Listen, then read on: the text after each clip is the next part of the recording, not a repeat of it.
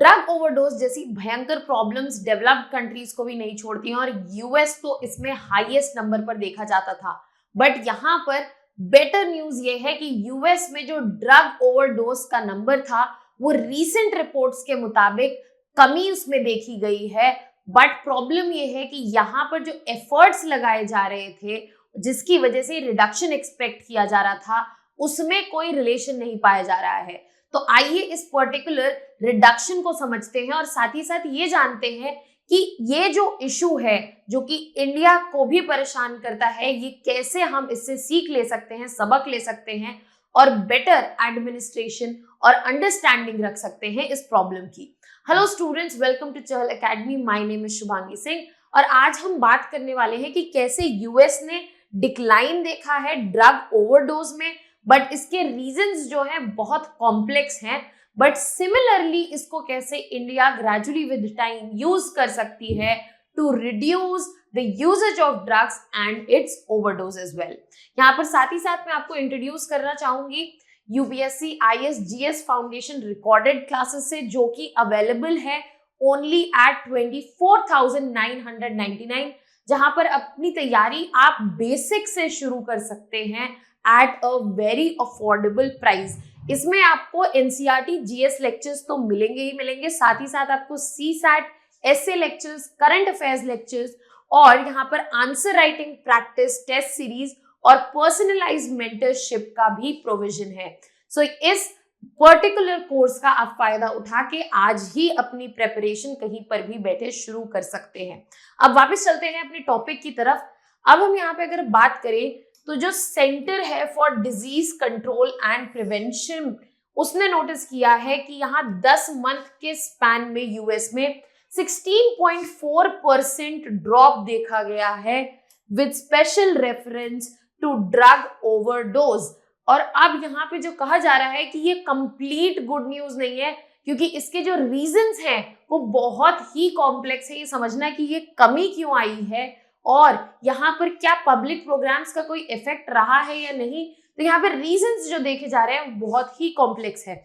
ये कई दशकों बाद देखा गया है कि यूएस में फाइनली एक सिग्निफिकेंट डिक्रीज हुआ है ड्रग ओवरडोज से होने वाली डेथ्स में, और ये जो फैटिलिटीज हैं वो 10 महीने में 16.4% जो है कम हो गई हैं। अब यहाँ पर देखते हैं कि यहाँ पर जो पॉजिटिव्स हमें देखने को मिले हैं वो क्या है।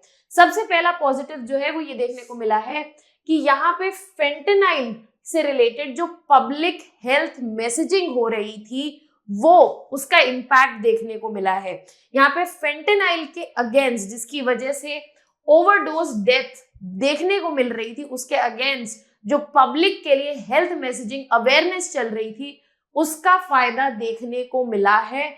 यहाँ पे फेंटेनाइल मिसयूज के against constant awareness programmes and health messaging जो है उसका इम्पैक्ट ये रिडक्शन माना जा रहा है। उसके अलावा ट्रीटमेंट का भी जो एक्सेस है वो बढ़ गया है, स्पेशली मेडिसिन लाइक नैलोक्सोन जो कि यूज की जाती हैं ताकि ओपियोइड का जब ओवरडोज हुआ हो वो अवेलेबल है और अफोर्डेबल हो गई हैं, साथ ही साथ वाइडली अवेलेबल हो गई हैं। वो भी एक रीजन माना जा रहा है यहाँ पर कि जिसकी वजह से ये रिडक्शन देखा गया है। इसके अलावा यहाँ पर हार्म रिडक्शन प्रोग्राम्स जो है, स्पेशली जैसे कि इनिशिएटिव स्टेराइल सीरिंज एक्सचेंजेस के और फेंटेनाइल टेस्ट स्ट्रिप्स के, यहाँ पर ये जो इनिशिएटिव्स लिए गए हैं उनसे इन्फेक्शन का स्प्रेड जो है वो कम हुआ है और साथ ही साथ इफेक्ट जो होने वाला है ड्रग्स का उनको आइडेंटिफाई करने में हेल्प मिली है। तो ये कुछ चीजें हैं जिनकी वजह से रिडक्शन जो है देखा गया है और यहाँ पर जो गुड साइड है वो देखी गई है। बट अगर हम बात करें फर्दर जहाँ पे ओवरऑल हेल्प मिली है वो यहाँ पे crack down of Mexican cartels, जो मैक्सिकन ड्रग कार्टल्स हैं और इंटरनेशनल सप्लाई चेन्स हैं, उनका काफी इफेक्ट देखा जा रहा था ड्रग ओवरडोज के इंक्रीज पर। बस यूएस गवर्नमेंट का यहाँ पर जो स्ट्रिक्ट एक्शन लिया गया उस वजह से यहाँ पर मैक्सिकन ड्रग कार्टल्स और इंटरनेशनल सप्लाई चेन्स जो हैं वो ऑलमोस्ट डिसफंक्शनल हो गए और इस वजह से ड्रग्स को ऑब्टेन करना मुश्किल हो गया, जिसकी वजह से ये रिडक्शन जो है देखा गया है। इसके अलावा प्योर फेंटेनाइल की जो स्कार्सिटी है वो देखने के लिए मिली। यहाँ पर फेंटेनाइल जो है क्योंकि काफी कम नंबर में मिल रहा था और उसकी वजह से एक्सपेंसिव भी होता जा रहा था, यहाँ पे ड्रग का जो पोटेंसी था वो डिक्लाइन होता हुआ दिखा और साथ ही साथ इस वजह से इसका जो लीगल इम्पैक्ट था वो कम हुआ और इस वजह से लाइव्स जो हैं यहाँ पर बचती हुई देखी जा रही हैं। तो यहाँ पर हमने कुछ ऐसी चीजें देखी जिनकी वजह से ये जो रिडक्शन ओवरडोज डेथ्स की हो रही है वो यूएस में हमें देखने को मिली। बट यहाँ पे सब पॉजिटिव नहीं है, कुछ नए चैलेंजेस भी उभर कर आते हुए दिख रहे हैं related to drug overdose deaths. सबसे पहला, यहाँ पर जो डिफरेंट कम्युनिटीज हैं ऑल अक्रॉस यूएस, यहाँ पर बहुत अनइवन प्रोग्रेस देखी गई है। डेटा ये क्लियरली दिखा रहा है कि ये जो रिडक्शन देखा है हमने ओवरडोज डेथ्स में वो काफी अनइवन है अक्रॉस रेशियल, एथनिक और ज्योग्राफिक ग्रुप्स। और यहाँ पे जो मार्जिनलाइज्ड कम्युनिटीज हैं या फिर वल्नरेबल सेक्शंस हैं उनमें या तो बहुत कम या कोई भी इंप्रूवमेंट है वो नहीं देखी गई है। तो यहाँ पर जो सबसे ज्यादा प्रोन है ड्रग ओवरडोज डेथ के, उसके पास इम्पैक्ट नहीं देखा गया है। ये इम्पैक्ट जो है काफी अनइवन है और यहाँ पे इंटरवेंशन की कॉन्टिन्यूस अभी नीड है। साथ ही साथ कुछ सर्टेन एरियाज हाईलाइट किए गए हैं यहाँ पर जो कुछ कम्युनिटीज में एग्जिस्ट कर रहे हैं जिन्होंने कोई भी पॉजिटिव चेंज नहीं देखा है और ये डायरेक्टली हाईलाइट किया है डॉक्टर एलिसन आरवाडी ने, जो कि डायरेक्टर हैं US national centre for injury prevention and control के। तो उन्होंने कहा कि कम्युनिटीज में तो अनइवन प्रोग्रेस है बट यूएस के अक्रॉस कुछ ऐसे रीजन्स भी हैं जहां पर कोई पॉजिटिव इफेक्ट नहीं है और रैदर यहाँ पर सिचुएशन जो है वर्स होती हुई भी दिख रही है। इसके अलावा यहाँ पर जो रिडक्शन आया है, ये जो एक्सट्रीम कंट्रोल किया गया, स्ट्रिक्ट एक्शन लिए गए हैं, उसकी वजह से चैलेंजेस फर्दर इंक्रीज हो रहे हैं। जैसे कि यहाँ पे जो एक्सपर्ट्स हैं उन्होंने क्लियरली ये हाईलाइट किया है और ये बताने की कोशिश की है कि यहाँ पर प्रेजेंस ऑफ जो प्रोग्रेस हुई है वहां पर कई इमर्जिंग इश्यूज अपनी प्रेजेंस दिखा रहे हैं और ये जो सिचुएशन है जो हमें देखने को मिल रही है कि ओवरडोज डेथ्स जो कम हुई है वो उतनी पॉजिटिव है नहीं जितनी हमें लग रही है, बिकॉज यहाँ पर नए नए इश्यूज हैं वो भी क्रिएट हो रहे हैं। इसके अलावा ये भी कई एक्सपर्ट्स ने हाईलाइट किया है कि यहाँ पर अगर आप कह रहे हैं कि public health programmes primary factor हैं जिनकी वजह से ये रिडक्शन आया है, तो ये बात सच नहीं है। यहाँ पर जो चेंज है उसका अकरेंस सिर्फ पब्लिक हेल्थ एफर्ट्स की वजह से नहीं आया है और जो चेंज आया वो बहुत मिनिमल है कि यहाँ पर हम डायरेक्टली पब्लिक हेल्थ प्रोग्राम्स को यहाँ पर क्रेडिट दे दे। अब तो हमने यहाँ पर कुछ चैलेंजेस समझे बट यहाँ पर और भी कुछ कंसिक्वेंसेस हैं।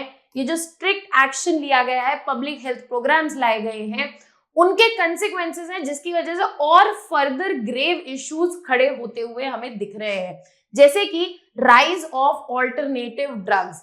क्योंकि यहाँ पे फेंटेनाइल पे स्ट्रिक्ट क्रैकडाउन हो चुका है, इस वजह से और भी ड्रग्स की इंक्रीज्ड प्रेजेंस देखने को मिली है, जैसे कि मीथाम्फेटाइन एंड कोकेन। यहाँ पर या तो ये मिक्स करके लिए जा रहे हैं फेंटेनाइल से या फिर इनको सेपरेटली सोल्ड किया जा रहा है।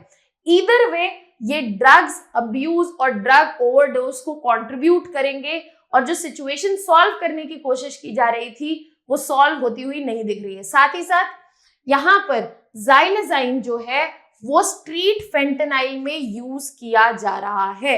यहाँ पर फेंटेनाइल जो है उसको कम किया जा रहा है और उसको साथ या तो कॉम्बिनेशन में यूज किया जा रहा है ज़ाइलोज़ाइन को, जो कि एक एनिमल ट्रैंकुलाइजर है जिससे सिवियर हेल्थ इश्यूज देखे जा सकते हैं। बट यहाँ पर एक देखने वाली बात है, even though it is an animal tranquilliser जो कि टॉक्सिक है, जो ओवरडोज रिस्क है स्पेशली ज़ाइलोज़ाइन के साथ वो पोटेंशियल जो है वो कम है। यहाँ पर ओवरडोज का रिस्क जो है वो कम होता हुआ दिखता है क्योंकि ज़ाइलोज़ाइन जो है सिर्फ वो यूजर को सिडेट करता है और यहाँ पर फेंटेनाइल का फर्दर कंजम्पशन, अगर यूजर ने यहाँ पर xylazine यूज कर लिया है तो वो सिडेट हो जाता है और उसकी वजह से वो फेंटेनाइल का कंजम्पशन काफी लंबे समय तक नहीं कर सकता। और कुछ स्टडीज ऐसा इंडिकेट कर रही हैं कि जो पेशेंट xylazine यूज कर रहे हैं या फिर उनके सिस्टम में एग्जिस्ट करता है, उनके पास सिवियर आउटकम्स जो हैं वो कम देखे गए हैं, specially in the emergency rooms. तो यहाँ पे ऑल्टरनेटिव्स तो आ रहे हैं, बट ऑल्टरनेटिव्स में हमने एक छोटी सी चीज निकाल ली है कि हाँ xylazine जो है वहां पर इश्यूज जो हैं उससे कम सिवियर होते हैं, but that does not make it okay. यहाँ से उससे भी प्रोबेबिलिटी है सीरियस इश्यूज हो सकते हैं, क्योंकि वो भी एक टॉक्सिक एनिमल ट्रैंकुलाइजर ही है। इसके अलावा जैसे कि मैंने बोला कि हमने ऑल्टरनेटिव ड्रग्स में सर्ज देखी है, स्पेशली मीथाम्फेटामाइन एंड कोकेन। जैसे जैसे फेंटेनाइल का यूज कम हो रहा है, यहाँ पर इन दोनों ही ड्रग्स का यूजेज जो है बढ़ता जा रहा है। इवन दो फेंटेनाइल से कम इनका इम्पैक्ट है, बट फिर भी सिग्निफिकेंट हेल्थ रिस्क जो है वो एग्जिस्ट करते हैं। और डेटा ये क्लियरली दिखा रहा है, कुछ स्टेट्स जैसे कि ओहायो में मेथ यूज जो है बढ़ गया है और यहाँ पर ओपियोइड रिलेटेड डेथ्स जो हैं वो कम देखने को मिली है, क्योंकि मेथ एंड कोकेन दोनों का जो हेल्थ रिस्क है एज कंपेयर टू फेंटेनाइल कम है, but again they can cause health risk and they can be problematic. But यहाँ पर ओहायो में देखने को मिला है कि मेथ यूज जो है इंक्रीज हो गया है और इसी वजह से फेंटेनाइल के यूसेज में कंपैरेटिव कमी देखी गई है। तो इस पूरे डेटा से हमें ये समझ में आता है कि हाँ कुछ सिल्वर लाइनिंग देखने को मिल रही है, बट कुछ कांस्टेंट चैलेंजेस एग्जिस्ट करते हैं और कुछ अनइंटेंडेड कॉन्सिक्वेंसेस जैसे कि ऑल्टरनेटिव ड्रग्स का आ जाना वो भी एग्जिस्ट करते हैं, जिससे सिचुएशन काफी सिंपल नहीं रादर बहुत कॉम्प्लेक्स नजर आ रही है। अब सवाल यहाँ पे ये आता है हमारे मतलब क्या कि हम यूएस से क्या सीख सकते हैं, इंडिया क्या समझ सकता है regarding drug crisis and its overdose, कि यहाँ पे इंडिया ये सिचुएशन कैसे एड्रेस कर सकता है by learning from the situation which has been in US and it has been trying to address it for very long. अब यहाँ पे अगर हम देखें तो सबसे पहला आ रहा है tight drug regulation and control. यहाँ पे जरूरत है कि कंट्रोल को स्ट्रेंथन किया जाए, स्पेशली प्रोडक्शन और डिस्ट्रीब्यूशन किसी भी तरह का सिंथेटिक ओपियोइड्स, चाहे वो फेंटेनाइल हो या फिर कोई और, ताकि उसकी ट्रैफिकिंग ना हो सके या फिर मिसयूज ना हो सके। इसके अलावा जो हार्म रिडक्शन प्रोग्राम्स हैं उनको एक्सपैंड करने की जरूरत है।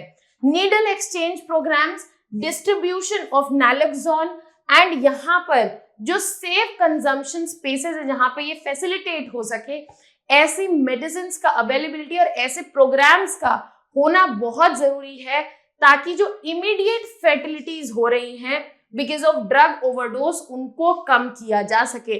साथ ही साथ जरूरत है अवेयरनेस और एजुकेशन कैंपेन्स की, नेशन वाइड कैंपेन्स जो यूथ को, पब्लिक को एजुकेट कर सके यहाँ पर कि क्या रिस्क एसोसिएटेड है ओपियोइड्स के साथ और ड्रग्स अब्यूज के साथ, so that the public is aware और वो खुद ये डिसीजन ले सके कि उन्हें इन ड्रग्स के साथ इन्वॉल्व नहीं होना है। इसके अलावा यहाँ पर एक और कंसर्न जो यूएस में देखने को मिला है, राइज ऑफ न्यू ड्रग्स, वो इंडिया में भी हो रहा है। तो जरूरत है कि जो ये नए डेंजरस ड्रग्स आ रहे हैं उनके लिए ऑलरेडी, उनके इमरजेंस के लिए ऑलरेडी प्रिपेयर किया जाए और इमरजेंसी सर्विसेज, ताकि ये जो variety of drug related issues हैं उनको वेल इन टाइम हैंडल किया जा सके, ये प्रेपरेशन रिक्वायर्ड है। और यहाँ पर जरूरत है कि जो हेल्थ केयर सिस्टम है और एडिक्शन सर्विसेज हैं वो इंटीग्रेटेड वे में काम करें। यहाँ पे जो एडिक्शन ट्रीटमेंट सर्विसेज हैं उनका पुख्ता होना और साथ ही साथ मेंटल हेल्थ सपोर्ट और रिहैबिलिटेशन जो कि हेल्प कर सकता है ड्रग मिसयूज के रूट कॉज को एड्रेस करना, उनकी बहुत जरूरत है। इसके अलावा इंटरनेशनल कोलैबोरेशंस जहां पे हम कोऑपरेशंस विद ग्लोबल एजेंसीज और उनके आइडिएशन नेटवर्किंग से सीख सके कि कैसे क्रॉस बॉर्डर ड्रग ट्रैफिकिंग को एड्रेस किया जा सके, जो कि फैसिलिटेट करता है अवेलेबिलिटी ऑफ ड्रग्स और इंडिया में क्रॉस बॉर्डर ट्रैफिकिंग का बहुत बड़ा इशू है और यहाँ पर साथ ही साथ इंटरनेशनल ओपियोइड ट्रेड जो है उसे भी एड्रेस किया जा सके। तो यहाँ पर हमने समझा कि बेसिकली किस तरह इंडिया इस पर्टिकुलर क्राइसिस से सीख सकता है और कौन कौन सी चीजें इंप्लीमेंट कर सकता है सो दैट इस सिचुएशन के लिए इंडिया प्रिपेयर्ड रहे और साथ ही साथ जो इश्यूज इमर्ज हो रहे हैं उनको भी टैकल कर सके। Now we have a mains practice question for you here. Despite a decline in fentanyl related overdose death in US, the crackdown on this drug has led to the rise of other dangerous substances like meth and xylazine. Discuss the unintended consequences of such measures in tackling the opioid crisis. How can India learn from these challenges while addressing its own drug issues? Now, this is a mains practice question. इसके सारे dimensions हमने session में cover किए हैं। You can send in your answers in the comment section. ऐसे जो topics हैं वो मेंस के पर्सपेक्टिव से बहुत ही इंपॉर्टेंट हो जाते हैं, specially with reference to India.